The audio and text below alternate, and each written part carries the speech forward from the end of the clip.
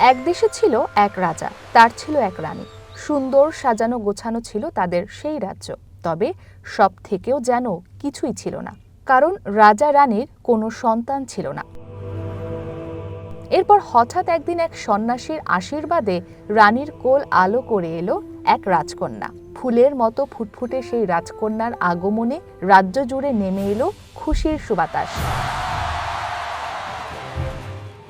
এমন রূপকথার গল্প আমরা সবাই জানি, এও জানি এসব গল্পের কোনো অস্তিত্ব বাস্তবে নেই। তবে হঠাৎ যদি বাস্তব জীবনের সাথে এমন কোনো গল্পের সত্যতা খুঁজে পান, তাহলে বিশ্বাস করবেন তো?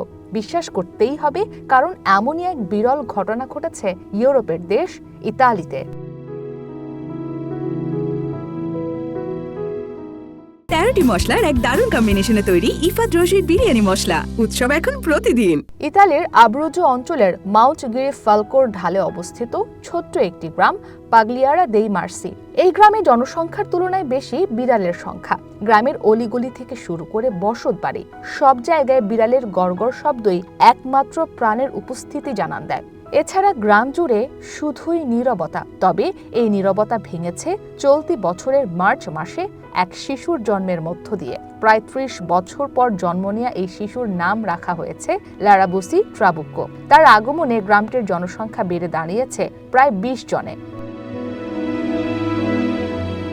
লারার জন্ম পাগলিয়ারা দেই মার্সি গ্রামে শুধু আনন্দের সংবাদই বয়ে আনেনি, বরং এটি এক ঐতিহাসিক বিরল ঘটনা। তাই লারার জন্মের পরপরই স্থানীয় গির্জায় অনুষ্ঠিত হয় ধর্মীয় দীক্ষা অনুষ্ঠান। দূর দূরান্ত থেকে শিশুটিকে এক নজর দেখতে ছুটে আসছেন মানুষেরা। লারার মা জানান, আগে অনেকেই এই গ্রামের নামই জানত না, কিন্তু লারার জন্মের পর এই গ্রাম পরিচিতি পেয়েছে। মাত্র 9 মাস বয়সেই যেন লারা হয়ে উঠেছে গ্রামটির প্রতীক। দীর্ঘ সময় ধরে গভীর জনসংখ্যা সংকটে ভুগছে ইতালি। দেশটির পরিসংখ্যান সংস্থা স্ট্যাটের তথ্য মতে টানা 16 বছর ধরে জন্মহার কমতে কমতে 2024 সালে তা ইতিহাসের সর্বনিম্ন পর্যায়ে নেমেছে। ওই বছর পুরো ইতালিতে জন্ম নেয় মাত্র 3.5 লাখের কিছু বেশি সংখ্যক শিশু।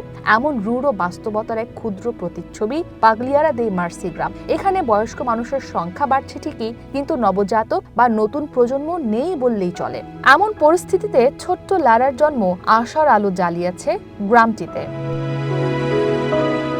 ইসরাত মুক্তি, ওয়ান ইন্টারন্যাশনাল ডেস্ক।